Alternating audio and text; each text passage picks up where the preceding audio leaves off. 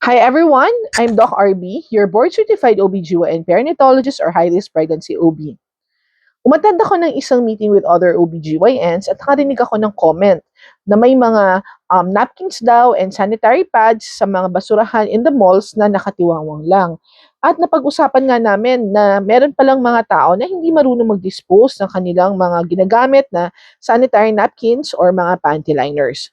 So ito yung tips namin on how to dispose your panty liners, your napkins, and your tampons when you are in public places.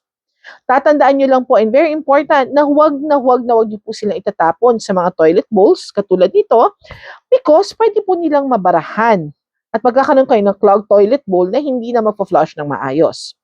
So if you are going to change your sanitary napkins or tampons or your panty liners in public places, yung pinagamitan nyo po na mga plastic covering nila, you can actually use it to wrap the previously used napkins or panty liners. So pagkatanggal ninyo ng mga napkins na suot niyo, just fold them and then wrap them in the plastic containers, or di kaya naman kung may mga papers kayong dala o kaya mga tissue, pwede nyo silang ibalot and then dispose them sa mga basurahan na preferably yung mga may takip para hindi sila madaling mabuksan.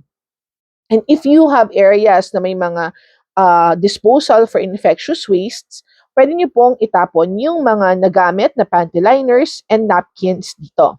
Okay? So just a very short tip for your proper disposal of napkins and tampons and panty liners from your OBGYN. Bye!